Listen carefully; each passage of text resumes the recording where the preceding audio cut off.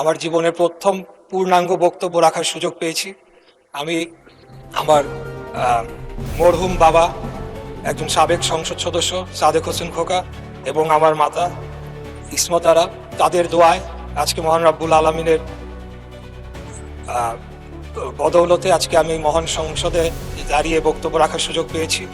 আমি গভীর শ্রদ্ধা ভরে স্মরণ করছি জাতির শ্রেষ্ঠ সন্তান 1971 সালের মহান মুক্তিযুদ্ধে সকল শহীদ এবং বীর মুক্তিযোদ্ধাদের, এবং আরও স্মরণ করছি বিগত 24 সালে জুলাই আগস্ট গণ অভ্যুত্থানে সকলে যারা শহীদ হয়েছেন, যারা আহত হয়েছেন, যারা পঙ্গুত্ব বরণ করেছেন, তাদের সকলকে স্মরণ করছি। মাননীয় স্পিকার, গত কয়েকদিন যাবৎ এই সংসদে দাঁড়িয়ে অনেক নেতৃবৃন্দের বক্তব্য, অনেক সদস্যদের বক্তব্য শুনেছি। তাই ক্ষণে ক্ষণে প্রতিটি মুহূর্তে প্রত্যেকটি বক্তার পরেই আমার বক্তব্য অনেকখানি পরিবর্তন করতে হচ্ছে। যেভাবে আমি ভেবেছিলাম যে আমার জীবনের প্রথম বক্তব্য রাখবো, সেখান থেকে অনেকটাই এখন সরে আসতে হচ্ছে আর কি। মাননীয় স্পিকার, আমি মুক্তিযুদ্ধ বিষয়ক মন্ত্রণালয়ের দায়িত্ব পেয়েছি। সেজন্য আমি আমাদের নেতা, মাননীয় সংসদ নেতা, মাননীয় প্রধানমন্ত্রী জনাব তারেক রহমানের প্রতি কৃতজ্ঞতা জানাচ্ছি। উনি আমাকে সুযোগ দিয়েছেন, উনি আমাকে মনোনয়ন দিয়েছেন, এবং ঢাকা 6 আসনের সর্বস্তরের ভোটাররা তাদের মূল্যবান ভোট দিয়ে আমাকে সংসদে পাঠিয়েছেন। মাননীয় স্পিকার, আমরা দেখেছি যে 2009 সালে একটি 1/11 ষড়যন্ত্রের মাধ্যমে যে সরকারটি এসেছিল, সেই সরকার তারা মুক্তিযুদ্ধের চেতনাকে বিক্রি করে পদে পদে তারা ফায়দা লুটেছে, জনগণের অধিকারকে হরণ করেছে, এবং 2011 সালের 30শে জুন তারা তত্ত্বাবধায়ক সরকার ব্যবস্থা অন্যায়ভাবে বাতিল করে একটি কার্যত একদলীয় শাসন ব্যবস্থার দিকে বাংলাদেশকে নিয়ে গিয়েছিল, এবং সেটিকে তারা তাদের অবৈধ ক্ষমতাকে দীর্ঘায়িত করার জন্য তারা গুম, খুন, ধর্ষণ সহ এমন কোনো অপরাধ নেই যেটি তারা করেন নাই। আমরা তখন থেকেই দেশনেত্রী মরহুমা বেগম খালেদা জিয়ার নেতৃত্বে গণতন্ত্র পুনরুদ্ধারের আন্দোলন আমরা তখন থেকেই করে আসছি, এবং সর্বশেষ 2024 সালে আমাদের নেতা, আজকের মাননীয় প্রধানমন্ত্রী, ওনার নেতৃত্বেই আমরা আন্দোলন সংগ্রাম লড়াইয়ের মাধ্যমে বাংলাদেশে আবার গণতন্ত্র প্রতিষ্ঠার সুযোগ পেয়েছি।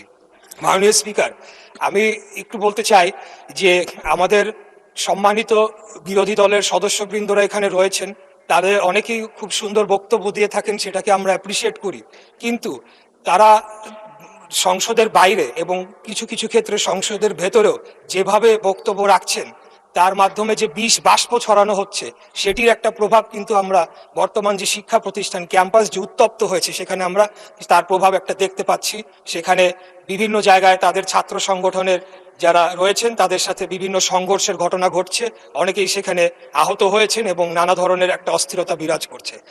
আমি খুব কষ্ট পেয়েছি যে গত সপ্তাহে বৃহস্পতিবার দিন এখানে সুন্দর আলোচনা হলো, জ্বালানি বিষয়ক একটি সমস্যা নিয়ে একটি কমিটি গঠন করা হলো। আমাদের মাননীয় বিরোধী দলের নেতা তিনিও খুব সুন্দর বক্তব্য রাখলেন, কিন্তু পরের 2 দিনই আমরা দেখলাম, যেই 2 দিন সংসদ চলেনি, যে তাদের নেতৃবৃন্দ বিভিন্ন জায়গায় নানা ধরনের কথা বলেছে, এবং এক প্রকার জনগণকে উস্কানি দিয়েছে। এমনও কথা বলা হয়েছে যে 17 দিনের মধ্যে নাকি বিএনপি নির্বাচিত সরকারকে তারা ক্ষমতা থেকে হটাবে।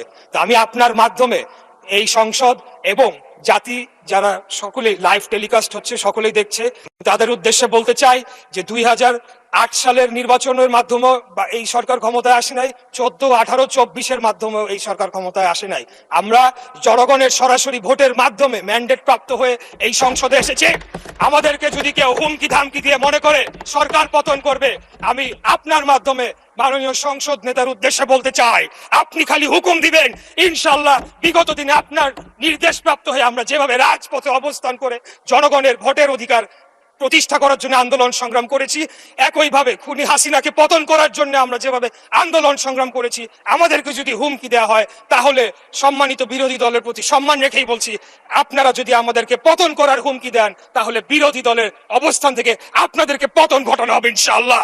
আমরা কোনো ধরনের অস্থিতিশীল করতে চাই না, আমরা বাংলাদেশে কোনো ধরনের বিভক্তির রাজনীতি চাই না, আমরা একটা শান্তির রাজনীতি চাই, একটা ঐক্যের রাজনীতি চাই। আমরা যদি বিগত 24 সালে যারা শহীদ হয়েছেন তাদের প্রতি যদি আমরা সম্মান প্রদর্শন করতে চাই, তাহলে আমাদেরকে একে অপরের প্রতি সম্মান প্রদর্শন করতে হবে, এবং সকলে মিলেমিশেই আগামী দিনে বাংলাদেশকে পরিচালনা করতে হবে। আপনারা হয়তো ভুলে যাচ্ছে, আমাদের সম্মানিত বিরোধী দল হয়তো ভুলে যাচ্ছে, এই যে সংঘাত, এই যে একটা অস্থিতিশীল পরিবেশ তারা তৈরি করার চেষ্টা করছে, তার মধ্যে লাভবান কারা হচ্ছে মাননীয় স্পিকার? তার মাধ্যমে লাভবান একমাত্র ফ্যাসিবাদের যারা দোসর, যারা পলাতক রয়েছে, তারাই লাভবান হবে। আর তারা যদি আবার কোনোভাবে বাংলাদেশে ফেরত আসে, তাহলে কি অবস্থা করবে যারা তাদের বিরুদ্ধে আন্দোলন করেছে, লড়াই করেছে, সেটা আমি আপনার মাধ্যমে আমি প্রশ্ন রাখতে চাই। তাই আমি আর যেহেতু সংক্ষিপ্ত সময় বাড়ানোর আবেদনও করব না। ইনশাল্লাহ 5 বছরের জন্য নির্বাচিত হয়েছি, আরো সুযোগ পাবে কথা বলার, ইনশাল্লাহ কথা বলে যাব। তাই আপনার মাধ্যমে আমি আবারও ঐক্যের আহ্বান জানাচ্ছি, শান্তির আহ্বান জানাচ্ছি, এবং পরস্পরের প্রতি একটা শ্রদ্ধার মাধ্যমে আপনারা একটা সম্মান বজায় রাখবেন, এবং একে অপরকে হেয় প্রতিপন্ন করার মাধ্যমে যে একটা অপসংস্কৃতি চালু হয়েছিল বিগত খুনি স্বৈরাচারী ফ্যাসিবাদী হাসিনার আমলে, সেখান থেকে যাতে আমরা বের হয়ে এসে আগামী দিনে একটা ঐক্যের রাজনীতি প্রতিষ্ঠা করতে পারি, সেই আহ্বান জানিয়ে আমার বক্তব্য এখানে শেষ করছি। খোদাফেজ। বাংলাদেশ জিন্দাবাদ। বাংলাদেশ জাতীয়তাবাদী দল জিন্দাবাদ। ধন্যবাদ।